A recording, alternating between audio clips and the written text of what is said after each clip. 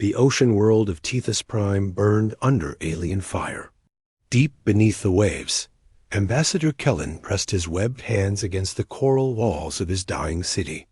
The beautiful structures that had taken centuries to grow now cracked and crumbled as enemy weapons struck from space above. "How many cities have we lost?" Cullen asked his aide, trying to keep his voice steady. 17, Ambassador. The northern territories are completely gone." The younger Vellani's gills fluttered with fear. "The Korthic ships just keep coming." Kellen swam to the great window that looked out over their city. Once, thousands of Vellani had lived here in peace. They had built gardens of living coral, raised their children in schools of colorful fish, and spent their days creating art and music. Now, debris fell from the surface like deadly snow, and the water tasted of smoke and death. The Korthic Empire had arrived without warning 3 days ago. Their message had been simple: surrender or die. The Vellani had tried to negotiate, but the Korthic wanted slaves, not partners. They had no use for a species that could only live underwater. "Sir, we're receiving reports from the surface colonies," another aide called out. "The Korthic are using some kind of burning weapon. The water itself is on fire." Kellen closed his eyes. The Vellani were a peaceful people. They had never developed weapons of war because they had never needed them. Their world had no predators, no diseases, no natural disasters. They had lived in harmony for thousands of years, never imagining that other species might not share their values. "What about the other worlds? Have any of them responded to our calls for help?" "No, sir. The Centauri Republic says they cannot spare ships. The Altarian Federation promises to send aid, but it will take weeks to arrive. The trade union has already written us off as a lost cause." Kellen felt his heart sink. He had known it would be difficult to find help. The Vellani had always been neutral in galactic politics. They had no powerful allies, no military agreements, no debts that others might honor. They were simply too peaceful, too trusting, too different. "Sir, the Korthic commander is demanding to speak with you." The image that appeared on their communication screen made Kellen's gills contract with disgust. War leader Thax was everything the Vellani were not. His face was covered in scars, his armor was black as space, and his eyes held no mercy. Behind him, Cullen could see other Korthic soldiers, all carrying weapons designed to kill. "Fish people," Thax said, his voice full of contempt. "You have had enough time to consider surrender. What is your answer?" "We will not become your slaves," Cullen replied, trying to sound braver than he felt. Thax laughed, a sound like breaking glass. "Then you will die. My ships will burn every city, every farm, every trace of your pathetic species. In one day, maybe 2, there will be nothing left of your world but empty water." The communication ended. Kellen stared at the blank screen, knowing that Thax spoke the truth. The Korthic had destroyed dozens of worlds. They took what they wanted and killed the rest. Soon, the Vellani would be nothing but a memory. "Ambassador," his communications officer called out, "I'm picking up another transmission." "It's coming." From the Deep Space Relay Network. "Put it through." The voice that came through the speakers was different from any they had heard before. It spoke in the common galactic language, but with an accent that sounded strange and harsh. "This is Commander Jake Sullivan of the Terran vessel, USS Defiance. We received your distress signal and are prepared to offer assistance. Please respond with your coordinates and tactical situation." Kellen's aide looked confused. "Terran? I've never heard of that species. Are they part of the Federation?" "I don't know," Kellen admitted, "but they're the only ones who have offered." To help, he activated the communication system. "This is Ambassador Kellen of the Vellani Collective. We are under attack by the Korthic Empire. Our world is dying, and our people are being slaughtered. If you can help us, please hurry. The response came quickly. Understood, Ambassador. We are reviewing your tactical data now. Stand by for fleet arrival. Fleet? Kellen's aide whispered. They have a fleet? Before anyone could answer, alarms began sounding throughout the city. The Korthik were beginning another bombardment. The coral walls shook, and cracks appeared in the ceiling. Water began to leak through, carrying with it the taste of burning chemicals. All citizens to the deep. Shelters, Kellen ordered. Seal the emergency barriers. As his people swam to safety, Kellen remained at his post. If these Terrans were coming to help, he would be here to guide them. But in his heart, he feared it was too late. How could one ship, no matter how advanced, stand against 1,000 Korthik vessels? Light years away, Commander Jake Sullivan stood on the bridge of his ship, studying the data that had come with the Vellani distress call. The images showed a beautiful water world under attack by ships he didn't recognize. The tactical information was even more disturbing. The enemy had overwhelming numbers and was using weapons designed to cause maximum suffering. Sir, we're receiving new orders from Terra Command, his communications officer reported. Put Admiral Carter through. The holographic image of Admiral. Lisa Carter appeared on the bridge. She was a stern woman with gray hair and eyes that had seen too much war. Commander, I've reviewed the Vellani situation. This is bad. Yes, ma'am.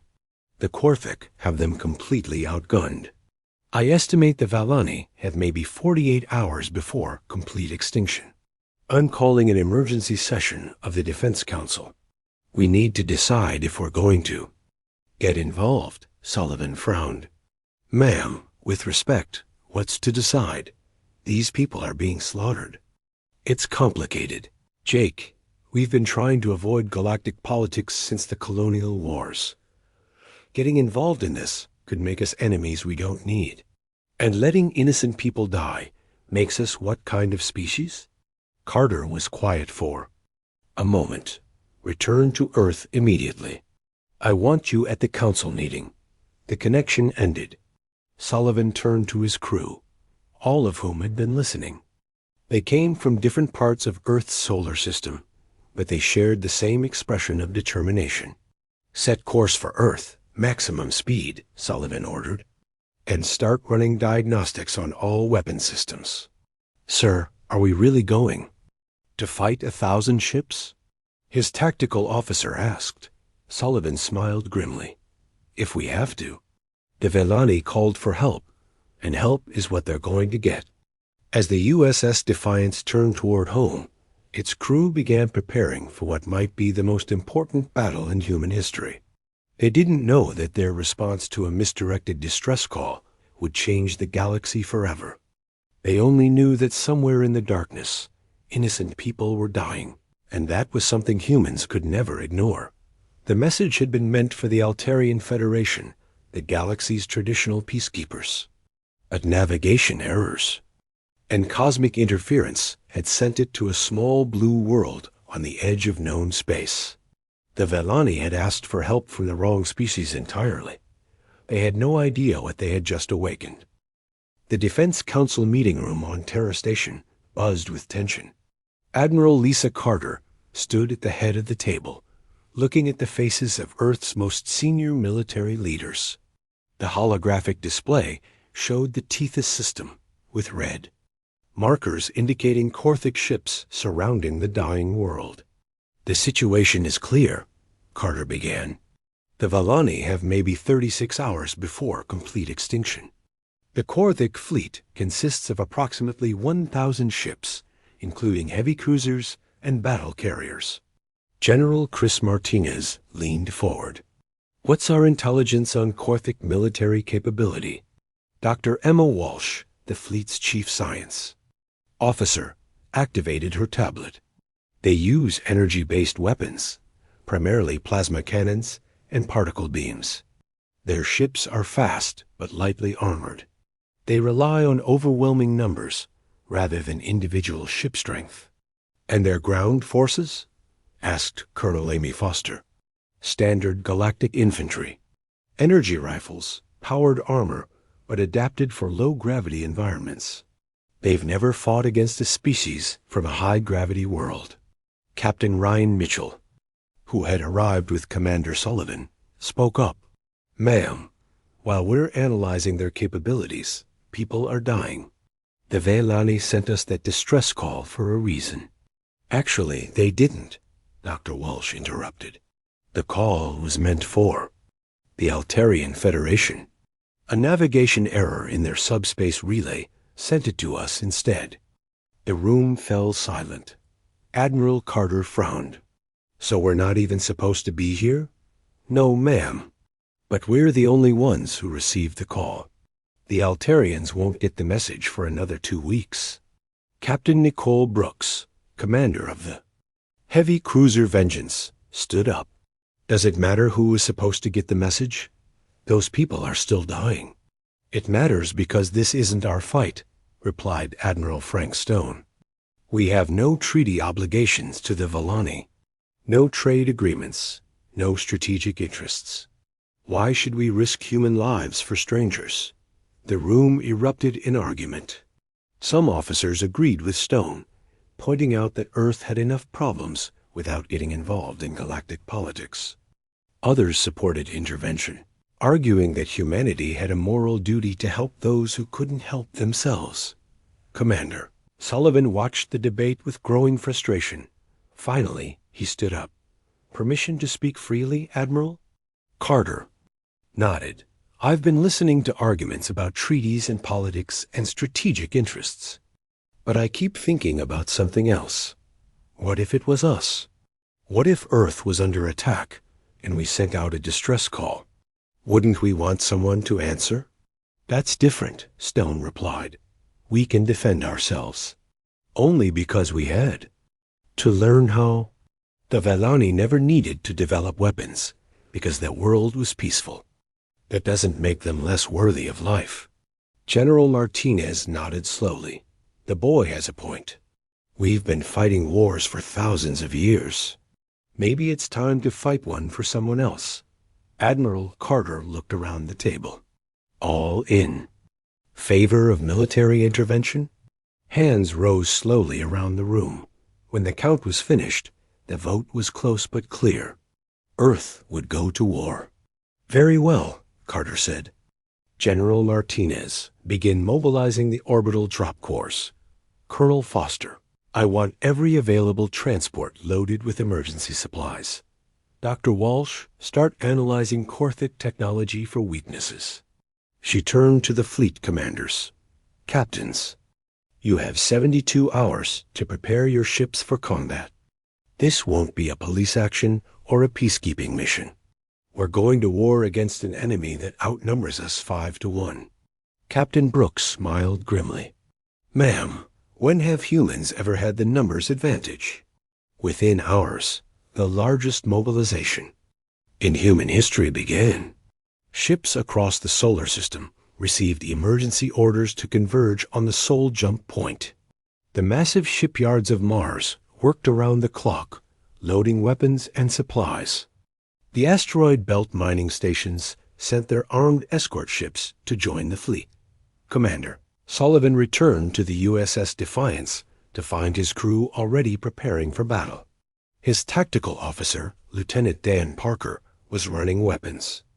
Diagnostics. How are we looking, Dan? All systems green, sir. The railguns are calibrated and ready. Nuclear warheads are armed and targeted. Point defense systems are online. Sullivan nodded. Human ships were built differently than most galactic vessels. Where other species used energy weapons and shields, humans preferred kinetic weapons and heavy armor. Their ships were designed to fight in the asteroid belts and survive solar storms. They were tough, ugly, and deadly. Sir, we're receiving a transmission from the TDF Retribution. His communications officer reported. The image of Admiral Carter appeared on the screen. Behind her, Sullivan could see the bridge of the fleet flagship, a massive dreadnought that had been built to fight alien invasions. All ships, this is Admiral Carter. In 6 hours, we will make the jump to the Tethys system. Our mission is simple. Save the Valani and destroy the Korthic fleet. I won't lie to you. The odds are against U.S.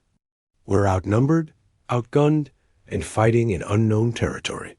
She paused, looking directly into the camera.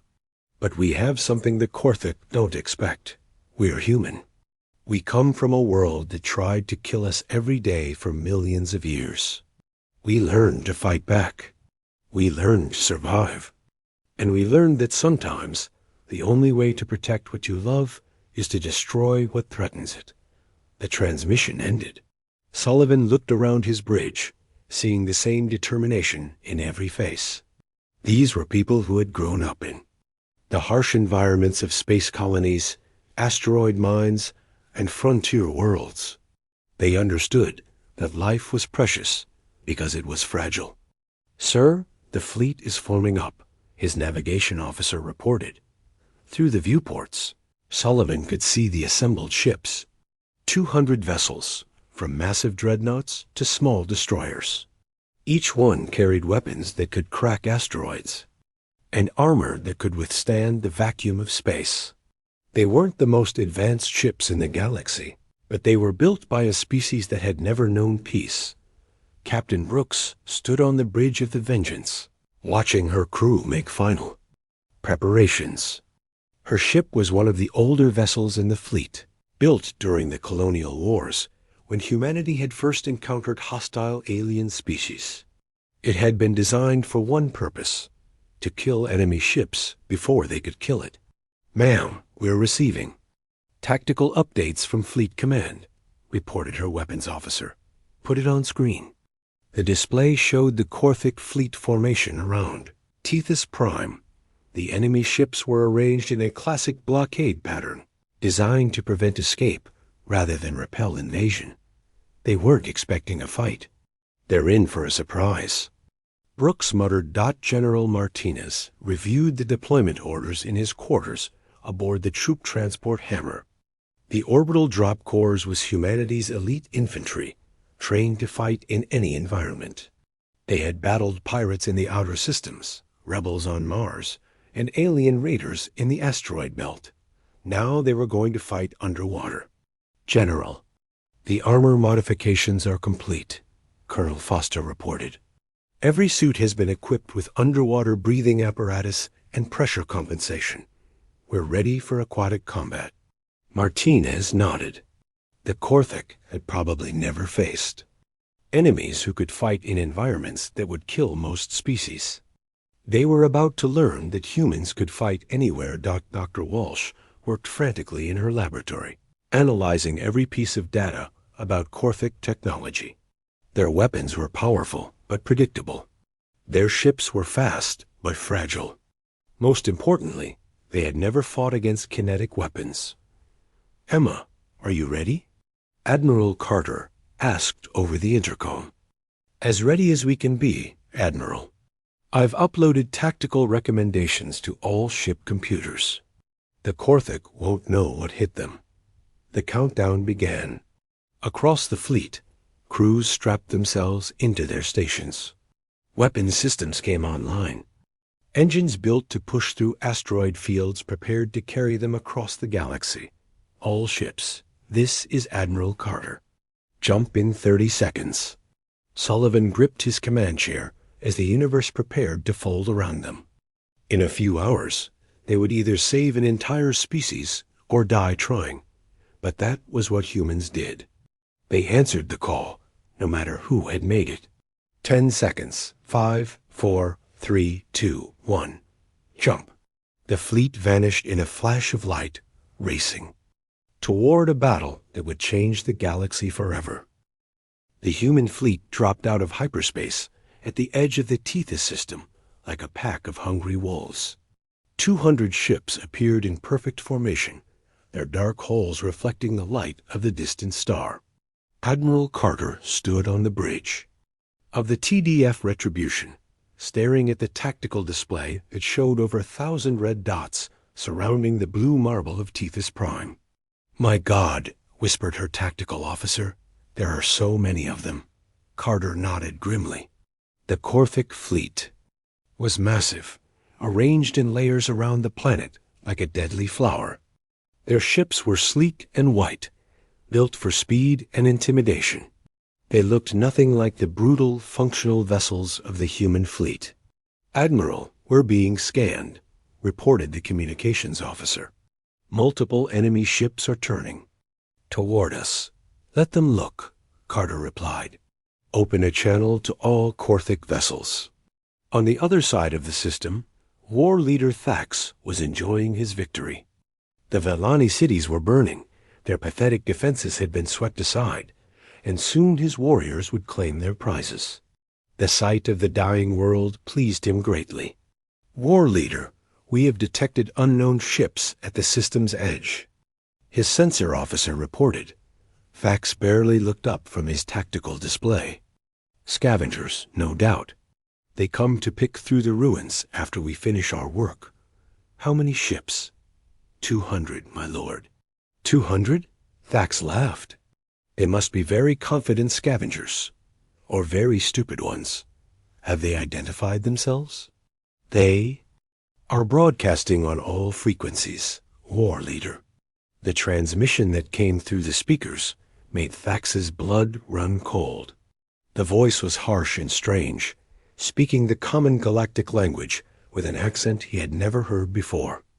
"Korthic forces, this is Admiral Lisa Carter of the Terran Defense Fleet.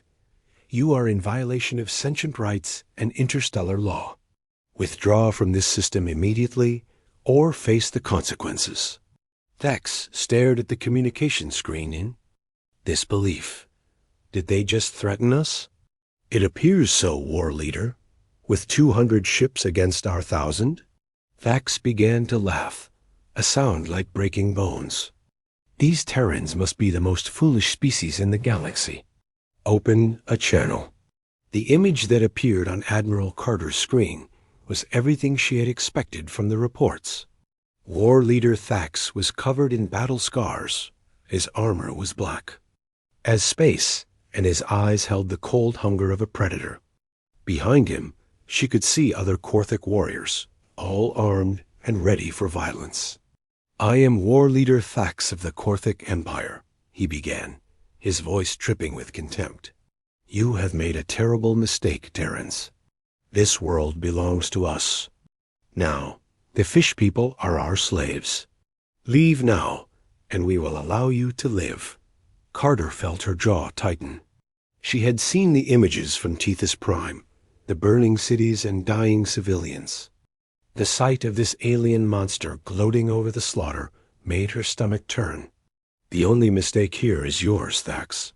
You have 1 hour to withdraw your forces and release the Velani. After that, we will remove you by force." Thax's laughter filled the bridge. "Remove us? You have 200 ships. We have 1,000. Your mathematics must be as poor as your judgment." "Numbers aren't everything," Carter replied coldly. "No? Then what advantage do you think you have?" Carter smiled, but there was no warmth in it. "We're human." The transmission ended. Thax stared at the blank screen, confused by the strange response. What did being human mean? He had never heard of this species before. Their ships looked primitive, built more like mining vessels than warships. How could they possibly threaten the mighty Korthic Empire? "War leader, should we attack them now?" asked his second in command. "No, let them come to us. We may realize how hopeless their situation is. They will surrender. Then we can add them to our slave collection." But Thax had made a critical error. He had assumed that all species thought, like the Korthic, that they would retreat when faced with overwhelming odds. He had never encountered a species that had evolved on a world where retreating meant death. Admiral Carter turned to her fleet commanders. "All ships, assume attack formation. Prepare for engagement." Across the human fleet, crews rushed to battle stations. Captain Brooks checked her weapons one final time, ensuring the railguns were loaded and ready.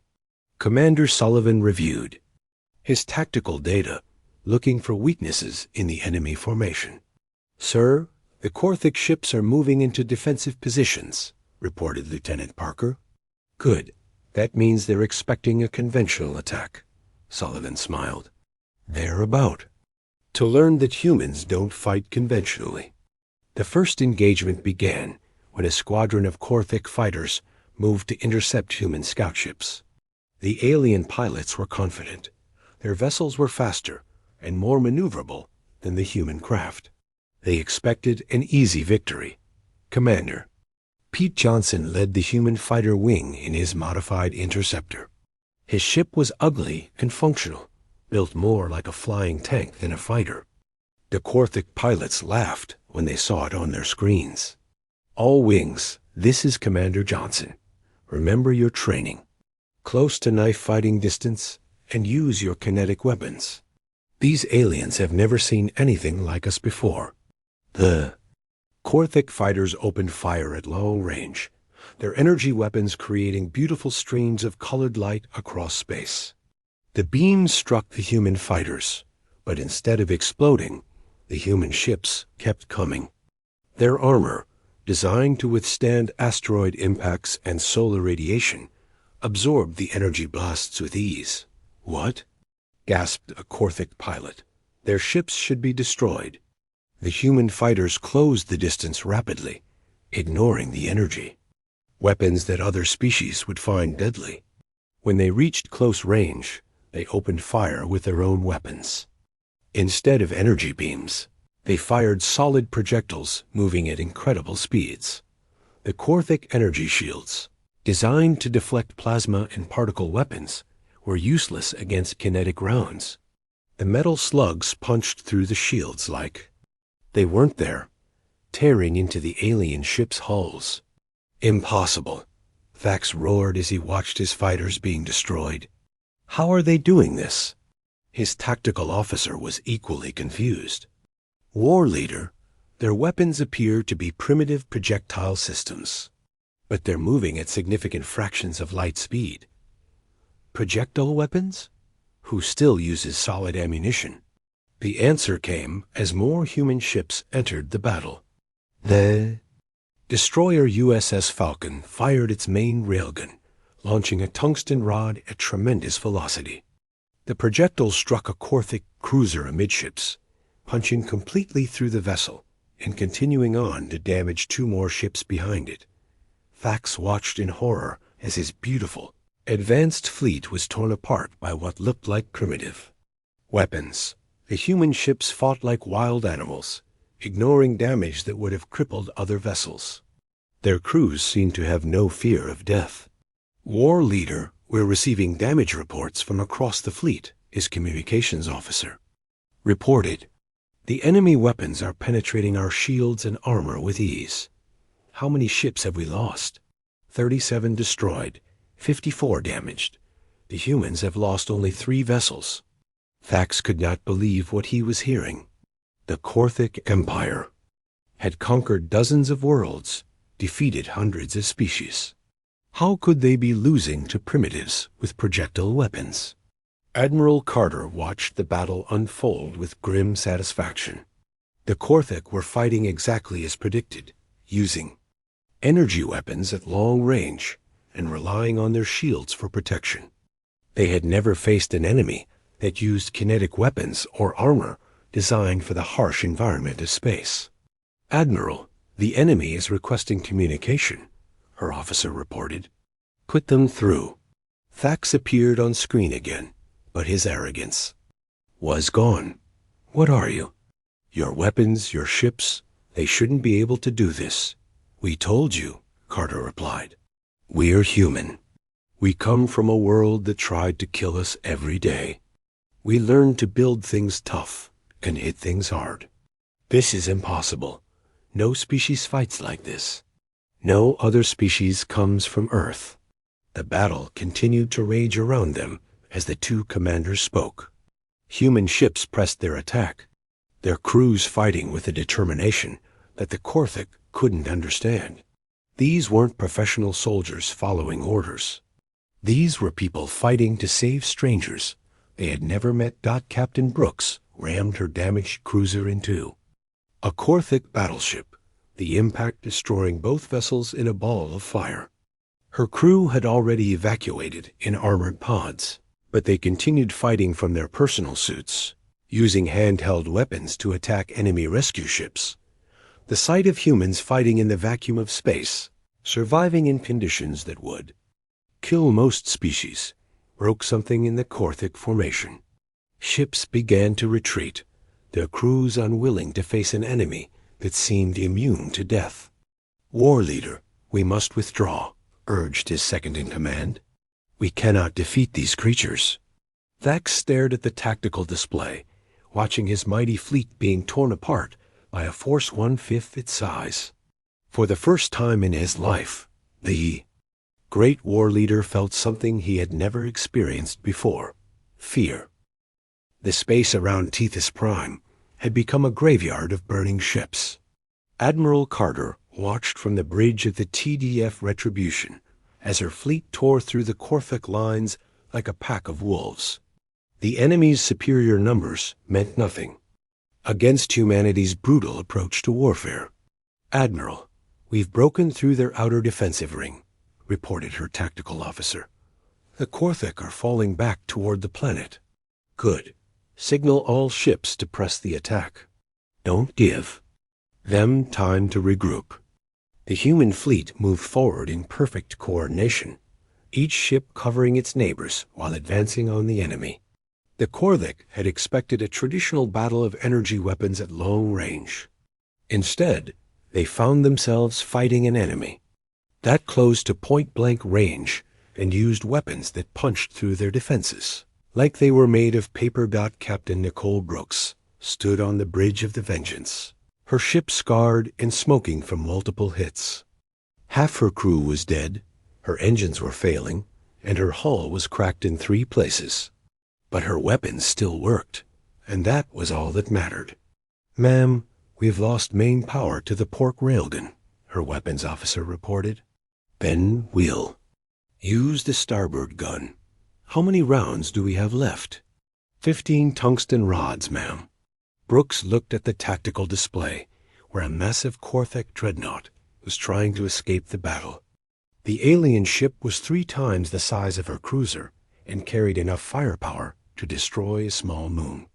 Under normal circumstances, it would be suicide to attack it. But these weren't normal circumstances. "Set collision course for that dreadnought," Brooks ordered. Her bridge crew stared at her in shock. "Ma'am, that's a suicide run." "No, it's called acceptable losses. If we take out their command ship, the rest of their fleet will break." She activated the ship's intercom. "All hands, this is the captain. Abandon ship in 60 seconds. That's an order. The crew of the Vengeance began evacuating immediately, following procedures they had drilled hundreds of times. They loaded into armored escape pods, each one equipped with weapons and life support. Even in retreat, humans were prepared to keep fighting. Brooks remained on the bridge until the last pod was away, and she sealed herself into the command chair's emergency armor and aimed her dying ship at the heart of the enemy fleet. The Vengeance struck, the Korthik dreadnought at full speed, her fusion reactor detonating on impact. The explosion created a miniature star that destroyed both ships and damaged 3 others nearby. But even as her ship died, Brooks' crew continued the fight from their escape pods, firing personal weapons at enemy rescue vessels. War leader Thax watched the destruction of his flagship from his backup command ship, his mind struggling to understand what he had just witnessed. The human captain had deliberately sacrificed herself and her vessel to damage his fleet. Who did such things? "War leader, the humans are launching landing craft toward the planet," his sensor officer reported. "Landing craft? They're going to try to fight on the surface?" Thax almost laughed. The Korthik had thousands of warriors on Tethys Prime, all equipped with the finest weapons and armor. What could a few human soldiers do against such odds? He was about to learn. General Chris Martinez stood in the launch bay of the transport. Ship Hammer, surrounded by 500 of humanity's finest soldiers. The men and women of the orbital drop corps were encased in powered armor that made them look like walking tanks. Each suit was equipped with weapons, life support, and most importantly, environmental protection that would let them fight underwater. "Listen up," Martinez called out over the intercom. "The Korthik have taken the Velani cities and are using the civilians as shields. Our job is to get those people out and eliminate the enemy. Remember your training. These aliens have never fought against soldiers from a high-gravity world." Colonel Amy Foster checked her suit systems one final time. Her armor was scarred from battles on Mars, in the asteroid belt, and on a dozen frontier worlds. She had fought in zero gravity, crushing pressure, and toxic atmospheres. Fighting underwater would be just another day at the office. "Ma'am, we're approaching the drop zone," her pilot reported. Foster looked out at the blue and white marble of Tethys Prime. Somewhere down there, innocent people were dying while aliens destroyed their homes. It was time to show the Korthik what humans thought of bullies. "All squads, prepare for combat drop." The landing craft screamed through Tethys Prime's atmosphere, their heat shields glowing white-hot. Korthik anti-aircraft guns opened fire, but the human ships had been built to survive re-entry on high-gravity worlds. The alien weapons barely scratched their armor. The craft hit the ocean's surface and immediately began to sink. Inside, the human soldiers felt the familiar sensation of entering a hostile environment. Their armor automatically adjusted to the water pressure and activated their breathing systems. "Welcome to Tethys Prime," Foster announced as her troops deployed from the sinking ships. "Let's go save some people." The first Korthak patrol encountered the humans near the ruins of a Velani city. The alien soldiers were confident as they swam toward what they thought were clumsy invaders. Their energy weapons could boil water, and their armor was designed for aquatic combat. They had never fought against humans before. Staff Sergeant Kevin Murphy led his squad through the coral ruins, his armor sensors tracking multiple enemy contacts. The water around them was murky, with debris and chemicals from the bombing, but his enhanced vision cut through the darkness like a knife. "Contact front," he whispered into his radio. 6 Korthik soldiers, range 50 meters. The aliens opened. Fire first, their plasma weapons creating streams of superheated water. But human armor had been designed to operate in solar coronas and asteroid impacts. A little hot water wasn't going to stop them. Murphy and his squad returned fire with their kinetic weapons, specially modified for underwater use. The projectiles moved slower in water, but retained enough energy to punch through Korthik armor. 3 aliens died in the first volley. The surviving Korthik tried to retreat, but they had never fought against enemies who could move faster underwater than they could on land. Humans had evolved from ocean-dwelling ancestors and had kept their ability to hold their breath and move efficiently in water. "Targets down," Murphy reported as his squad secured the area. No friendly casualties. Similar scenes played out across the planet as human soldiers encountered Korthik forces.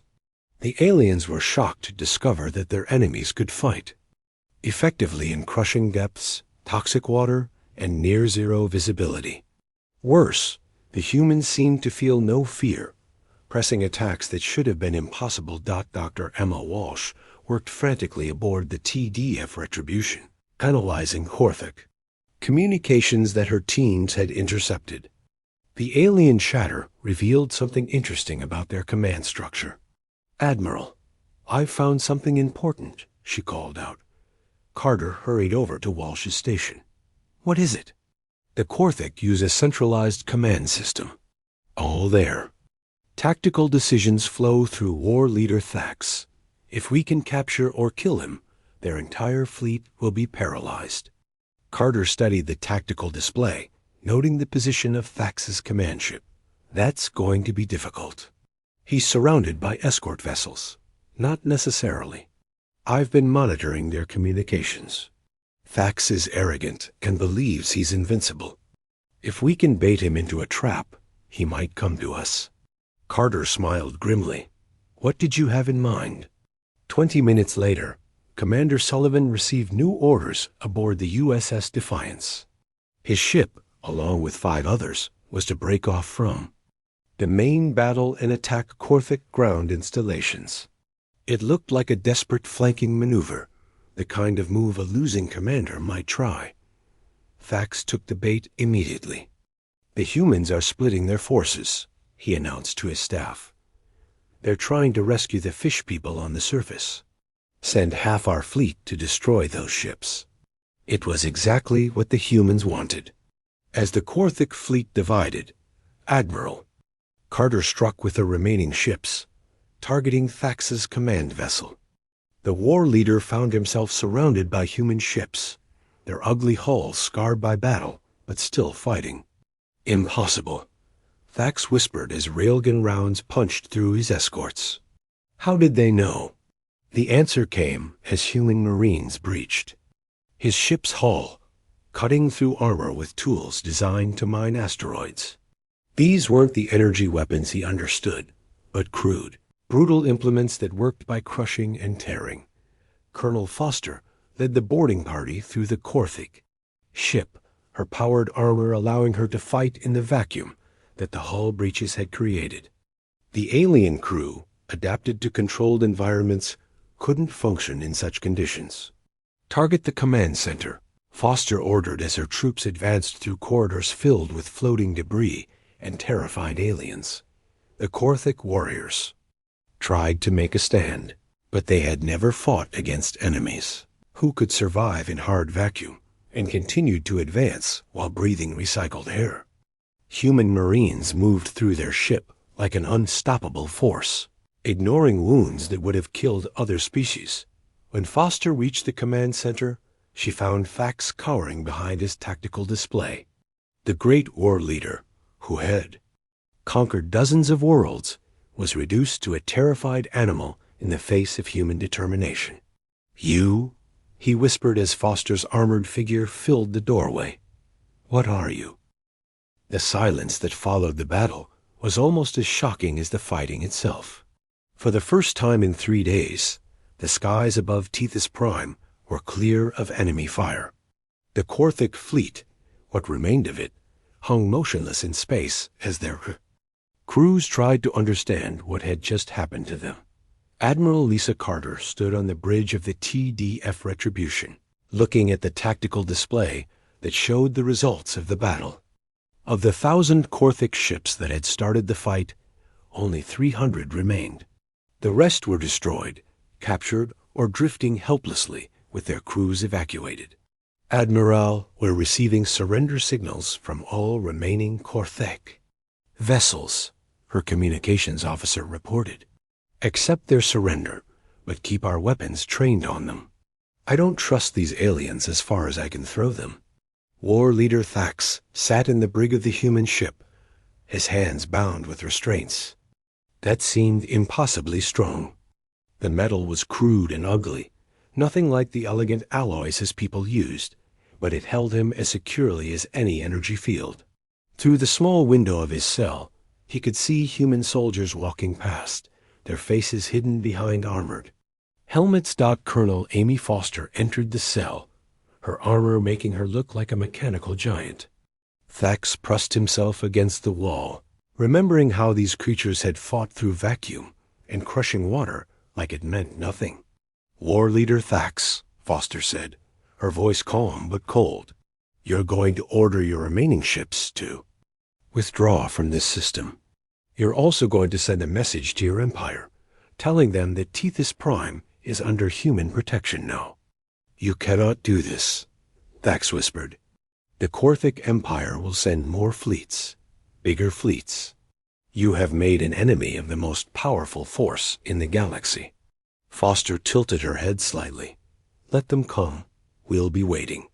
The certainty. In her voice made Thax's blood run cold. These humans had just destroyed most of his fleet with ships that looked like mining equipment. What would they do if they actually tried to build warships? Deep beneath the waves of Tethys Prime, Ambassador Kellen floated in the ruins of his city. Around him, human soldiers moved through the wreckage with strange efficiency, pulling Vellani survivors from collapsed buildings and treating their wounds with alien medical equipment. A human medic approached him, her bulky armor making her movements seem clumsy in the water.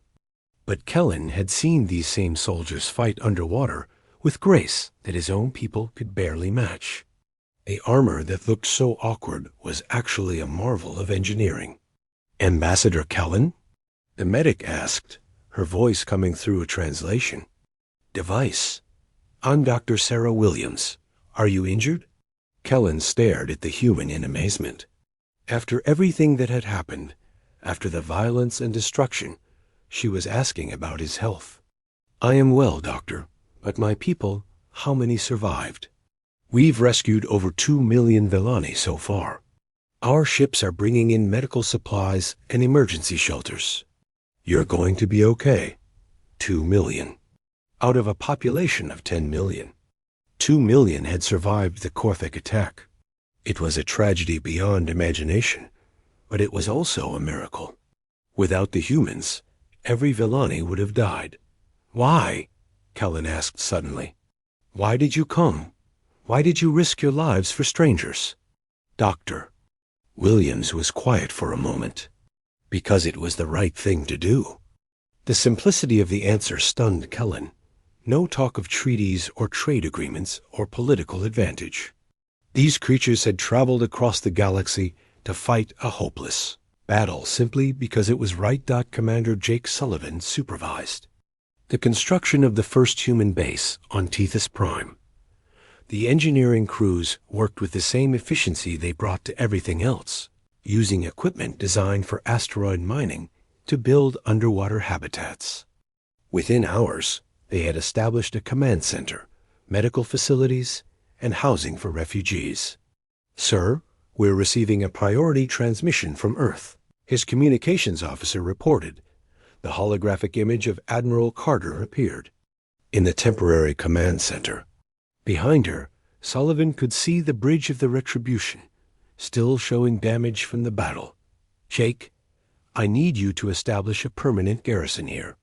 Earth is sending additional ships and supplies, but it's going to take time. Can you hold the system?" "Yes, ma'am. The Korthik won't be back anytime soon, and the Vellani are grateful for our help. We'll be fine." Carter nodded. "Good. There's something else you should know. Word of this battle is spreading across the galaxy. Other species are starting to take notice of humanity." She was right. In the days following the battle, ships from dozens of different civilizations arrived at Tethys Prime. Some came to offer aid to the Vellani, others to see the humans who had defeated the mighty Korthik Empire. Captain Ryan Mitchell found himself giving tours of human ships to alien diplomats who could barely believe what they were seeing. The crude armor, the primitive weapons, the brutal efficiency of human engineering. It all seemed impossible to species that had grown soft living on peaceful worlds. "Your weapons fire solid projectiles?" asked Ambassador Zeth of the Centauri Republic, his voice filled with disbelief. "Yes, sir."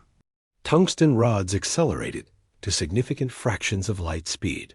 Simple, reliable, and very effective against energy. "Shields. But surely such weapons must be incredibly expensive to manufacture?" Mitchell smiled. "Actually, they're cheaper than energy weapons. We mine the tungsten from asteroids and use magnetic fields to accelerate it. The most expensive part is the targeting computer." The alien diplomat stared at the human in shock. These creatures had built a military that could defeat anyone in the galaxy using technology that was centuries behind the galactic standard. It was like being conquered by primitives. With stone knives, Dr. Emma Walsh worked around the clock to establish communication protocols with the Vellani survivors. Their language was complex, based on harmonics and water pressure, but she was determined to understand them. The cultural exchange that followed was unlike anything in galactic history. The Valani were amazed by human art and literature, especially the stories of heroes who fought against impossible odds. Humans, in turn, were fascinated by Valani music and their living architecture that grew like coral reefs. But it was the differences in philosophy that created the deepest impact. The Valani had never understood why anyone would choose violence over negotiation.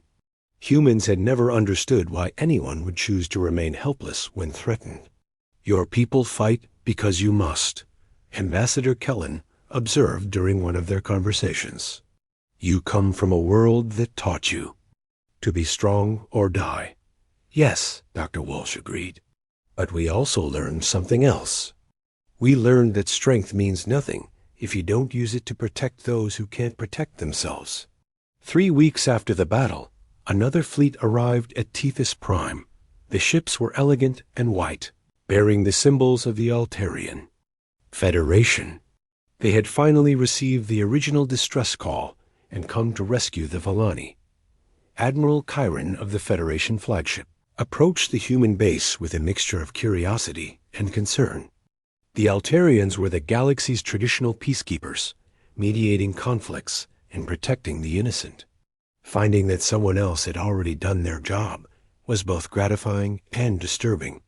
Admiral Carter, Chiron said as they met in the Levin underwater conference facility. We came as soon as we received the Valani distress call. We had no idea that another species had already responded. Carter looked at the elegant alien commander with his flowing robes and ceremonial weapons. The Altarians were everything humanity was not: refined, peaceful, dedicated to diplomacy over force. The call was misdirected to us, Carter explained. We couldn't just ignore it. Of course not. But Admiral, do you understand what you've done?